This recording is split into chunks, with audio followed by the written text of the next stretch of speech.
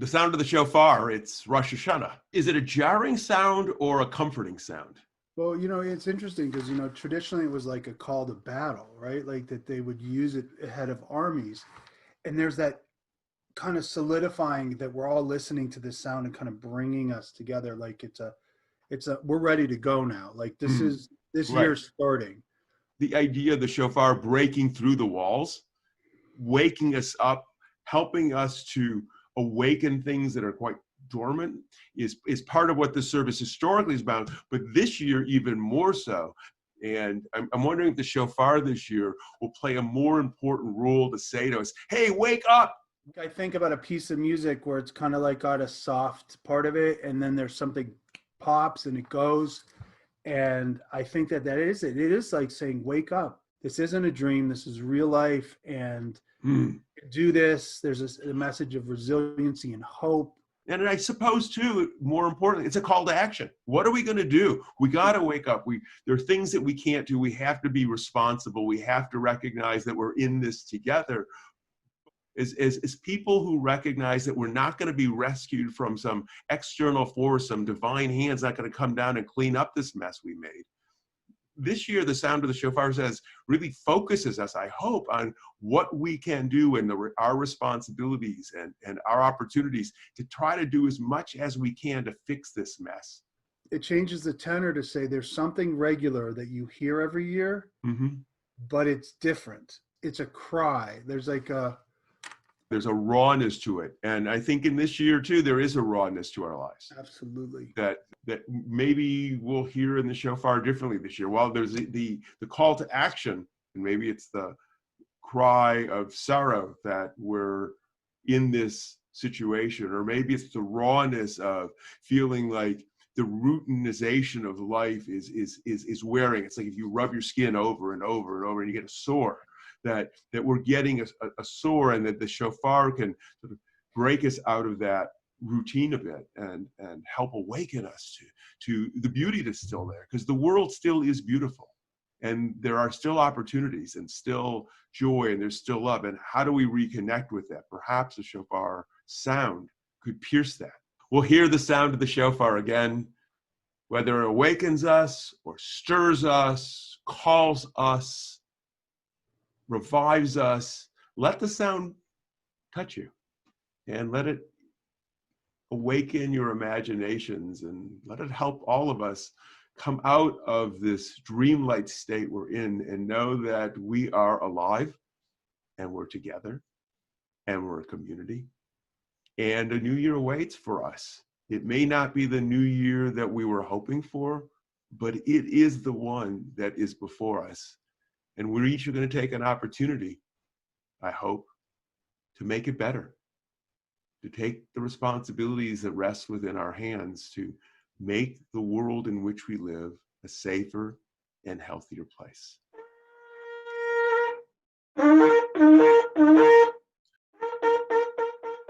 We're so pleased to be with you. I'm delighted that Rabbi David Burstein is participating as well. You're doing well this morning?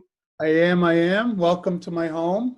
Thanks for coming back from last night. And I'm looking forward to a great service today. That's right. And so remember, when we're in the bricks and mortar, when we're at the congregation, we sort of know where you sit. We're now learning to see how you log on so we can pay attention to that. It's a new experience. So we're pleased your people came back. I'm pleased, David, that you came back. Rachel and Jeremy Faust, thanks for opening up your home. Thank you for doing that. Beautiful flowers behind you. Thank you so much for including us, and welcome everyone to our home. Shana Tova. It's great to be part of just this continued evolution of this Rosh Hashanah tradition that has evolved over thousands of years, and now we get to be part of that kind of continued evolution. So excited to be part of this. That's exciting. I'm glad you mentioned that we're adding a chapter to the Jewish history. And by doing a totally different kind of service, our ancestors never could have conceived of the fact, one, that we would need to do this, and two, that we'd have the technology. So that's a really great observation. Thanks. And Linda Callahan, I'm delighted that you are joining us this morning as well, helping to read. Thank you. Thank you so much for inviting me. Welcome to everybody joining us. This is a crazy experience. We're just going to do the best we can and hope you all enjoy it. Happy New Year. Thanks. And Fred Rosside. Glad to be here. Thank you for inviting me and welcome to my home. Well, thank you. Thanks for opening up your homes. Thank you for opening up your homes to us that we could observe this holiday of Rosh Hashanah together.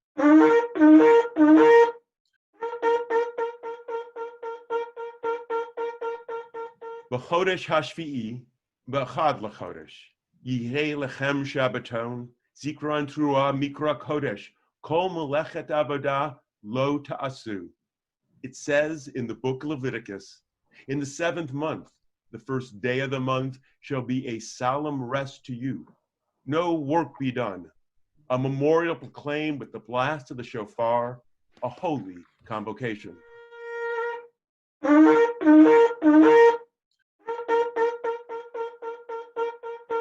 Tiku ha-hodesh shofar b'keset leyom henenu.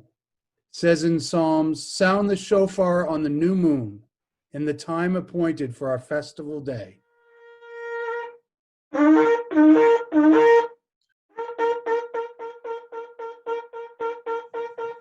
A new year, a challenge to start anew. Like the new day, dawning fresh with possibilities, cool, clear, silent in the early morn, the year stands before us. It offers challenge, teases awareness, tests our resolve. We begin our journey this morning challenged to start anew. As the day breaks, we can continue to retrace the paths of yesterdays, staying with the safety and comfort of the known. We can maintain the security of the borders of our lives, attempting to assure ourselves that we can do no more. Living within the pleasures and the pain of the known seems the surest, safest security.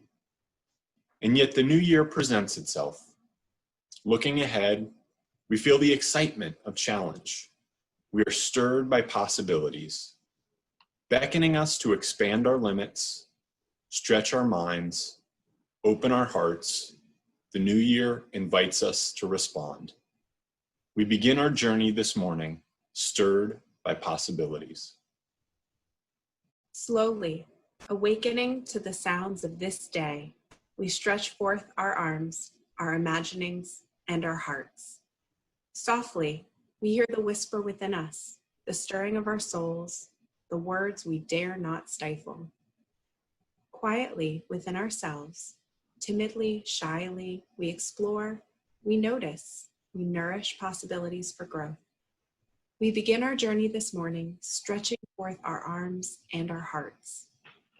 Calmly, we bring forth our dreams, examine them in the silent spaces of our minds, view the fragments we attempt to unite. Gently, we hold these visions in our hands, attempting to weave them into the fabric of our lives, trying out their possibilities, inhaling their promise. Finally, we allow ourselves to imagine, with tentative, hopeful song, the notes, the words, the melodies we can create. We begin our journey this morning, the opening of the new year. We sing the songs of newness, the joys of new beginnings, for that is the promise of this special day.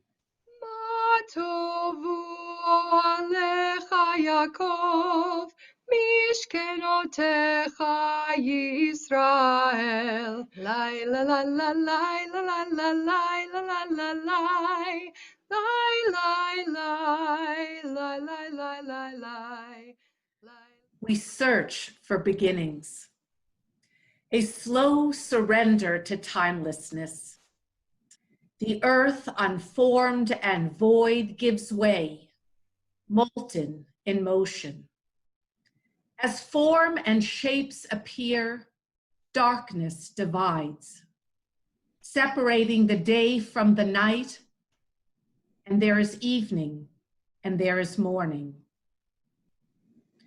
Dry land appears, sprouting vegetation, seed-bearing plants, fruit trees of every kind. Cells divide, multiply, assume new forms. The waters bring forth swarms of living creatures. Birds fly across the expanse of the sky. Eons pass. Life unfolds. Infinite variety forming and transforming one organic whole. In time, humans appear, struggling, finding their way, lacking the power and might of other species. They face a mysterious and threatening world. Gradually, we develop a capacity to assess, to calculate, communicate, and create.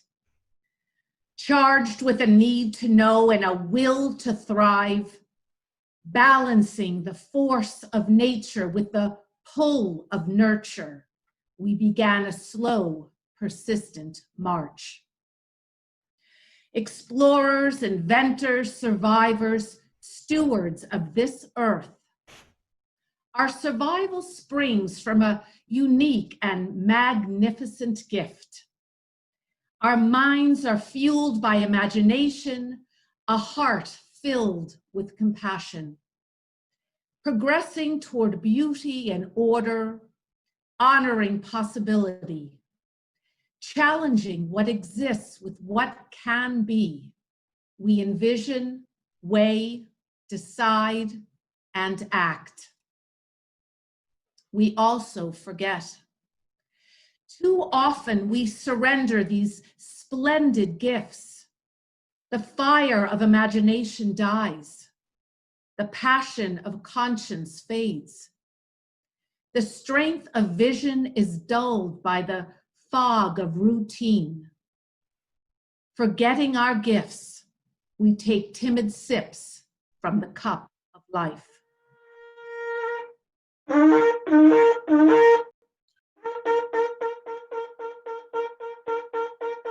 But Rosh Hashanah is the season of awakening. Rosh Hashanah calls us to reject the ease of acceptance, to face our best selves. Rosh Hashanah challenges us to emerge from the mist, to be present in the world, to reclaim our gifts, to embrace the task at hand.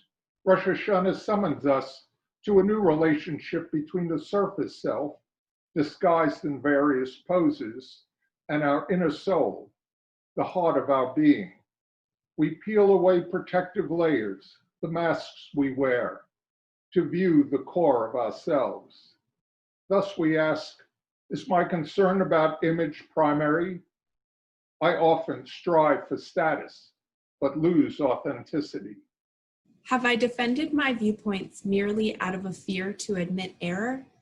The power of my pride reflects my weakness. Do I see those I dislike as less worthy than myself? My self-interest distorts my perception of others. Have I become absorbed in my ambitions to the detriment of those close to me? Some of what I claim as my responsibilities are merely my appetites. Have I the courage to make changes? A break in routine, a change in direction may threaten my security. At this time of self-reflection, I stand in judgment.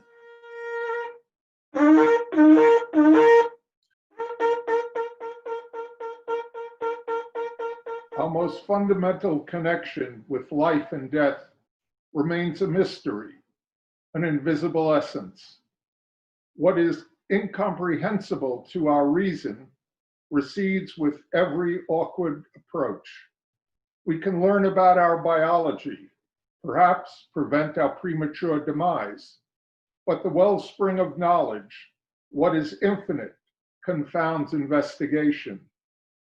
Only when we join in what is beyond ourselves, when we reach past our separateness, move against isolation toward what is whole, can we feel our way through the mystery. What is meaningful is our impulse toward unity, to touch and be touched, to love and be loved. What is profound is the everyday, simple, heartfelt gestures, lifting a burden with another, creating beauty and sustenance, teaching a child, an injustice addressed, a fear overcome, to grow and to persevere. There is no utopia, There is no end to human striving. We are not otherworldly.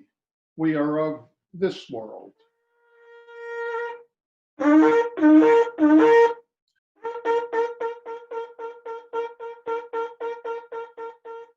May I discover the ability to feel the pain of others, work for others, among others, and there come to feel a part of that to which I belong. May I discover the ability to be alone so that I can go out of doors each day among the flowers and trees, among the birds and all that live, beneath the sky of stars and planets, and there come to feel a part of that to which I belong. May I discover the ability to sit in silence so that I may hear not the voices of others, but my own voice, the beat of my heart, the sound of my breath, the utterance of my soul, and here come to feel a part of that to which I belong. We continue to ask ourselves, have I taken time to enjoy quiet moments, small pleasures that enrich my life? Or am I too rushed, pushing forward to some future purpose?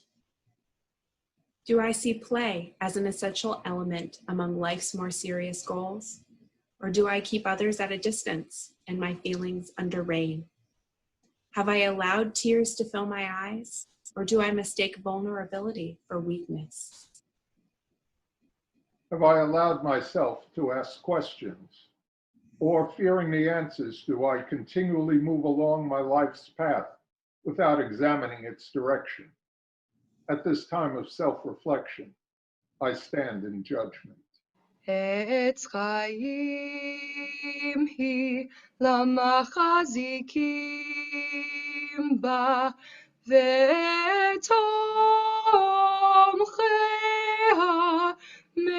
מאושר. דרכיה דרכי נועם, וכל נתיבותיה שלום. עץ חיים היא למחזיקים בה, ותומכיה מאושר. עץ חיים היא למחזיקים בה. We embrace the Torah with pride and awe, recognizing the responsibility we carry. We embrace the Torah with respect for our past and a commitment to the future. May we gain insight from its words and from all sources of wisdom. May we be worthy of our task to hold our Torah with integrity and pride. So we're going to study that story, that legend, the Tower of Babel. Even if you never took a class in Bible, you've probably heard of that story. It's one of the early stories. It comes after the creation and after the flood story. Then there's the story of the Tower of Babel, and then the rest of the stories of Abraham, Isaac, and Jacob, and Moses, and the Exodus from Egypt. It's a story that's well known, even though it's a relatively short story. Only 9 verses. Many times we learn it as children as an explanation of why there are multiple languages on earth. Of course, we know that this was our ancestors' understanding of it. They didn't understand the evolution of human beings and how we were in different parts of the world. So they created this myth, this legend, which has been passed down over the generations. In time, as we grow older, we are taught the story from a different perspective. It's taught as a warning. Be careful. Don't be arrogant. Don't be self-aggrandizing. Because if you disobey or you try too hard, if you build a tower that goes to the very sky, you will be punished. It's a theme that exists in the Bible. Adam and Eve ate from the tree of knowledge. They were punished, cast from the Garden of Eden. The generation of Noah was punished, and they were wiped off the face of the earth. This is a theme that we see too in the Tower of Babel. If you're arrogant, you will be punished. Clearly, this theme is strong. And in fact, there are religious leaders who continue to teach that theme, continue to say to people, if you don't obey the rules as they understand them, you'll be punished. But I think there are other lessons that we can draw from the story of the Tower of Babel that can speak to us today. We'll look at them after we've read the story together. Genesis 11, and it begins, Vayehi kol haaretz safa achat u'dvarim achadim. Everyone on earth had the same language and the same words. As they migrated from the east, they came upon a valley in the land of Shinar, and they settled there. They said to one another, "Come, let us make bricks and burn them hard." Bricks served them as stone, and bitumen served them as mortar. Vayomer, and they said, Hava nivna lanu ir. Come, let us build a city, umigdal v'rosho v'shamayim, and a tower with its head, its top, in the sky, to make a name for ourselves, else we shall be scattered over all the world. V'yarad Adonai, and God came down to lirot et ha'ir, to look at the city, the et hamigdal, and the tower, asher banu b'nei ha'adam, to look at the city and the tower that the people had built. Now it's interesting. Oftentimes when we learn this particular story, we only focus on the tower, but in fact, there was a city being built as well, and we'll hear it repeated a couple more times as I read some more verses. This is an indication, scholars think, that this story may have been also a reflection of the tension that existed when the story was being created between the nomadic traditions and lifestyle that had existed and urbanization. As people were moving into a new period of time, there was a conflict between, if you will, in America, it was often between rural and the rural environment and settlers. They clashed with one another. It was a change of use of land. This too may have been reflective of that there was a tension between those who felt that the nomadic lifestyle was the authentic one and urbanization was somehow wrong. And the story continues. Vayomer Adonai, and God said, Hen am echat, if as one people, v'safa echat, with one language for all, this is how they've begun to act, then nothing they propose to do will be out of their reach. So let us, this is God speaking, more reflective of the polytheistic world that existed when the authors of this text were writing, let us go down and confound their speech so that they shall be not unable to understand one another. Thus the Lord scattered them from there over the face of the whole earth, and they stopped building the city. It's the city that's focused on here, not the tower. That is why it is called Babel, because there the Lord confounded the speech of the whole world, and from there the Lord scattered them over the face of the whole earth. It strikes me, that's it, that 9 verses. So it strikes me that there are messages in the stories that we should listen to. Not about disobedience, but rather that the human beings have capacity for greatness. The authors of this legend recognize that when people work together, they can create something remarkable, amazing. People could build a tower that reached to the sky, that like poked into heaven, if you will, that could see where God lived. Ultimate authority of the universe, to learn the secrets. So rather than focusing on the punishment, we should see this lesson as about power and about possibility, the ability to do something that was extraordinary. The people writing this recognized how complex an achievement that must have been. And they're telling us over the generations that people can do things that are remarkable when we work together.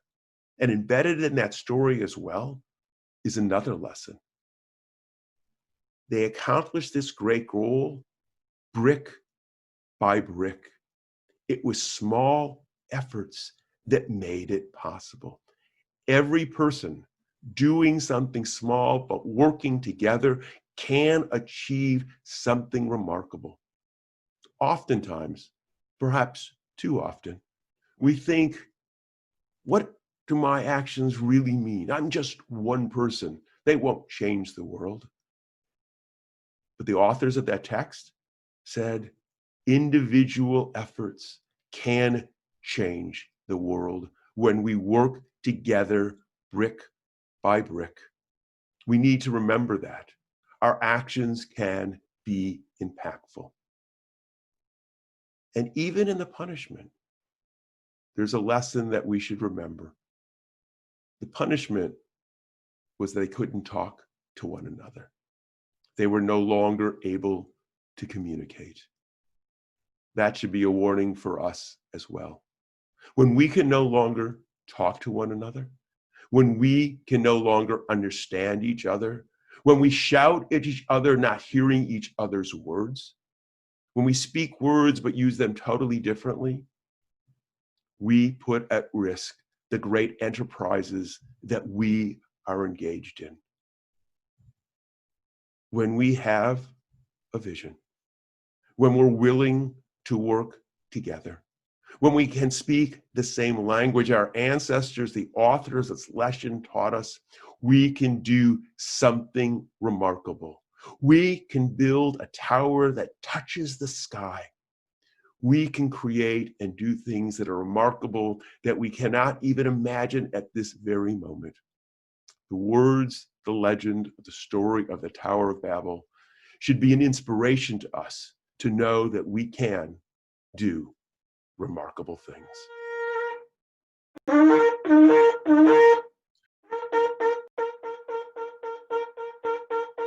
When so many know hunger, when so many know suffering, it is hard to savor our portion.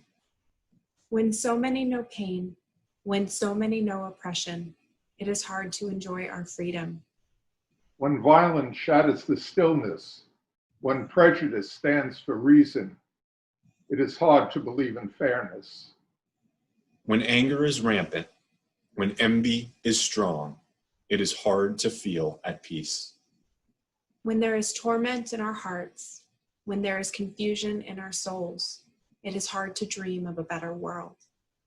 Yet we must resist temptation to succumb to despair.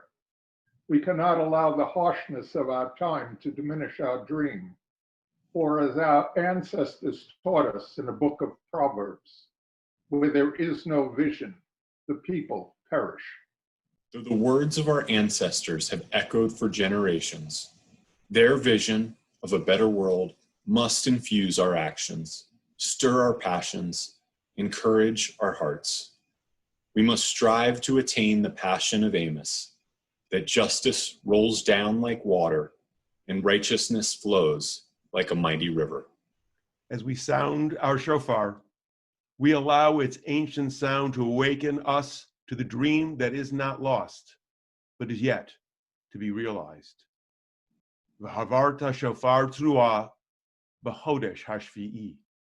It says in the book of Leviticus, sound the shofar loud in the 7th month. On Rosh Hashanah, sound the shofar throughout the land and proclaim liberty to all that dwell therein. The sound of the shofar awakens us to the world in which we live. The blast of the shofar is a call to action, challenging us to resist evil, to strive for justice, to create peace. The sound of the shofar awakens us from the trance of indifference. The blast of the shofar reverberates through the walls of our complacency, shattering our unwanted fears, sustaining our frustrated hopes, challenging our dormant dreams. The blast of the shofar is a call to action. It moves us to stretch beyond our past. May our ears not be closed to the sound of the shofar and the challenge it presents. Tikiya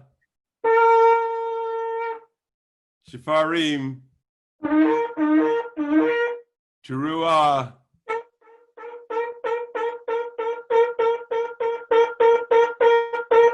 Tikiya Tekiah, Shafarim, Tekiah, Tekiah, Teruah,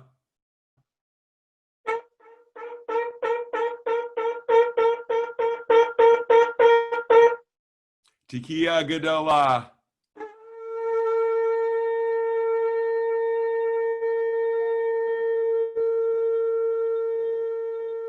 When I first learned mindfulness meditation many years ago, I was introduced to the works of Jonathan Kabat-Zinn, a well-known mindfulness teacher.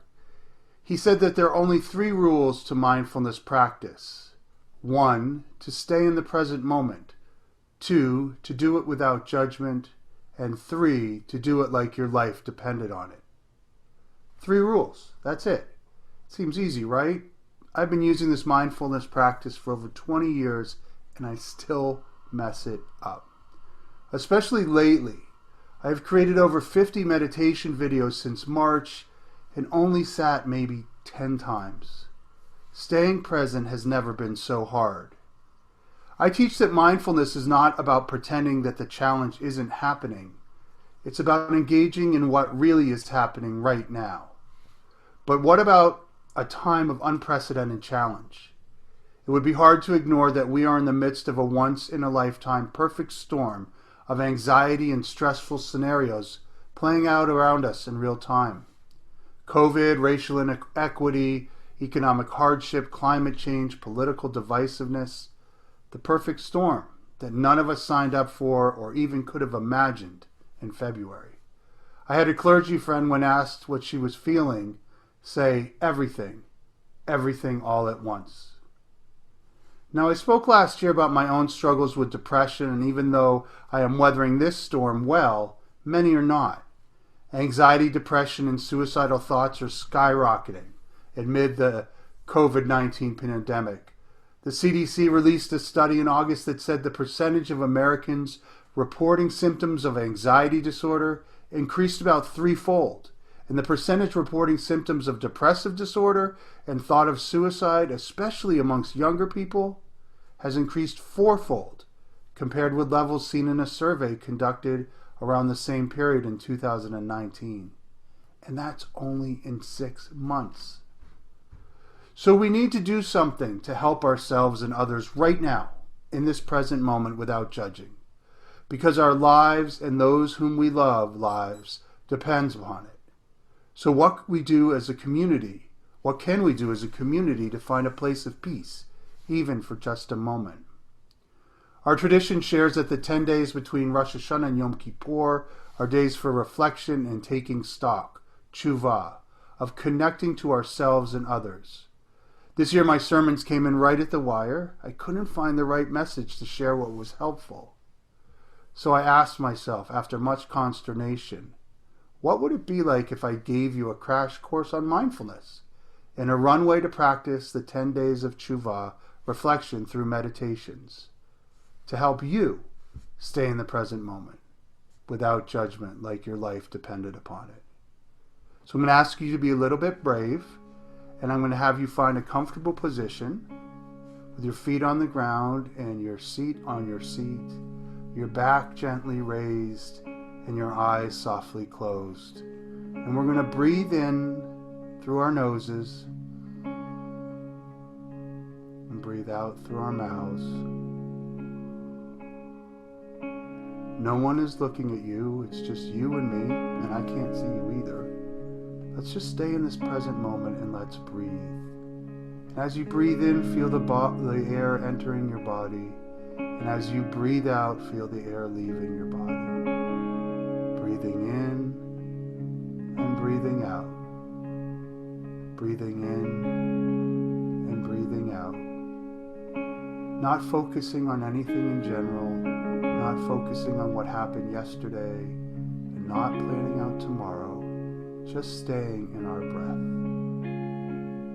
And as you feel comfortable, you can open your eyes and keep breathing gently. There you go. Wonderful job.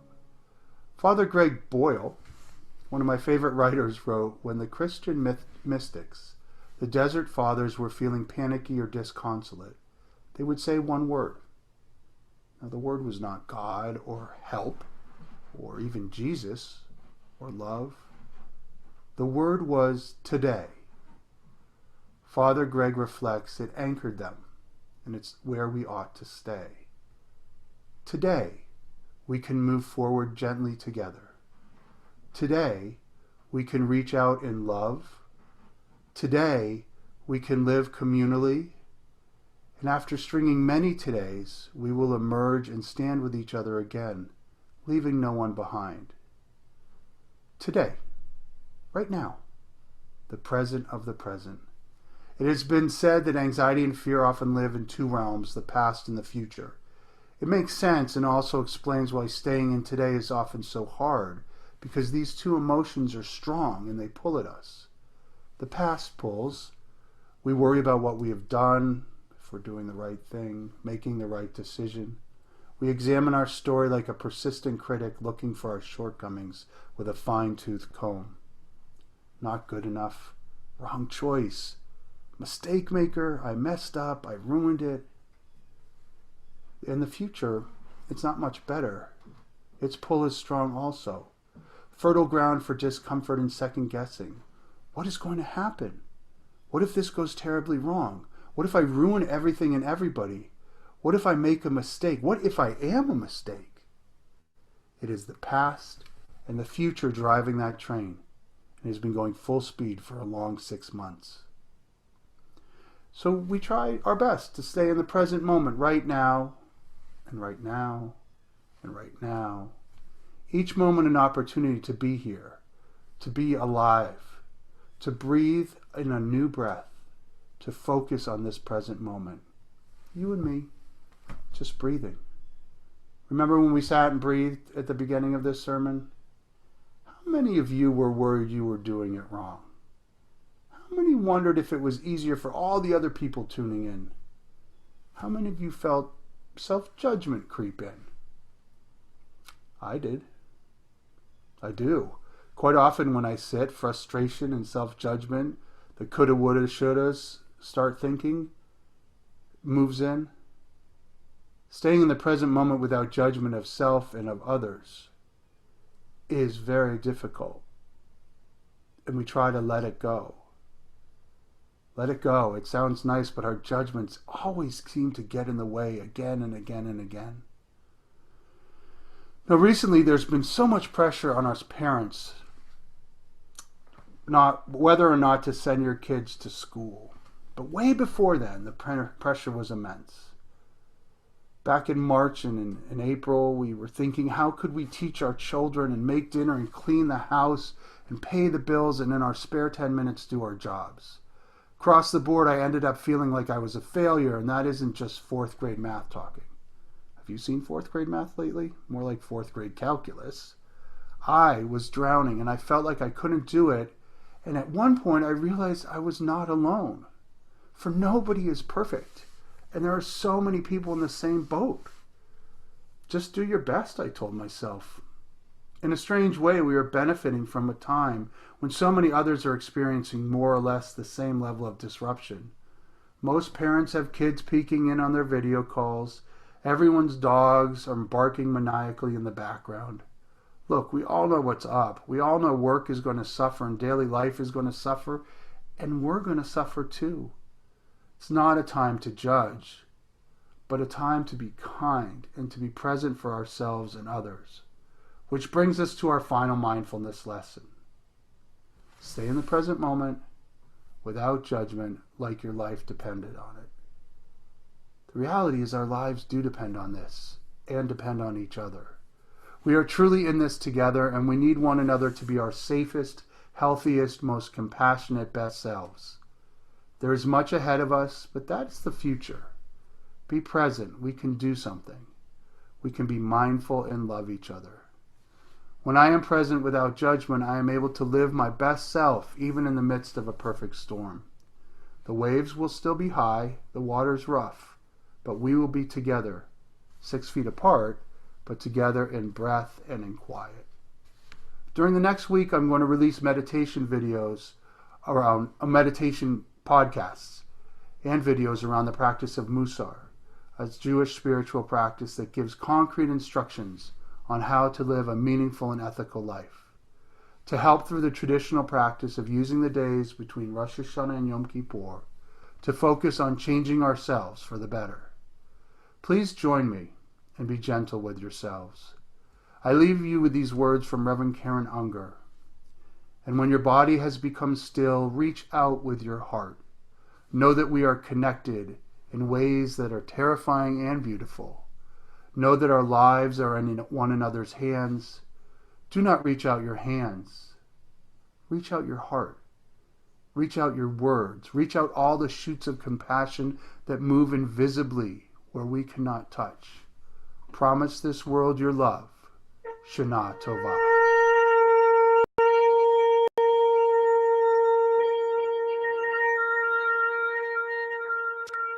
Though we are many, let us speak with one voice. Though our paths are diverse, let us stand united. Our bond is our strength. Today we offer a dream of peace. Today we speak to one purpose, to seek justice and harmony. Our vision is our strength. May we stand with resolve, ready to do our share. May we rise to the tasks at hand, for together we can prevail. Our commitment is our strength. Though our numbers may be few, our impact can be great. May we honor knowledge, dispel superstition. May we promote understanding, diminish pain. Our conviction is our strength. Each of us shares the responsibility. Each of us leaves a legacy. We can feed the hungry, stay the terror. We can work to find a way. Our humility is our strength. We may not fully succeed, but we will not fail. By uniting, we find our strength. To every beginning there comes an end. Today we celebrate a beginning while realizing that this new year will end. So it is with life. Every living being yields to death. It is inescapable. An end that must come because there was once a beginning. Today at this season of beginnings, we also recall endings, those of our loved ones, our family, our friends, those who influenced our lives, yet are no longer among the living. We shared much with them. We learned from them. We love them. As we embark on this new year, may these memories strengthen us and give us courage. Ein b'dei hamavet hakoach la'akor ma shetamun balev. Death cannot take that which is locked in our hearts. With our tears and our sorrow, we remember. With our courage and our strength, we do not forget. Acts of kindness, deeds of courage will remain. Beauty created, wisdom shared is not lost. With our tears and our sorrow, we remember.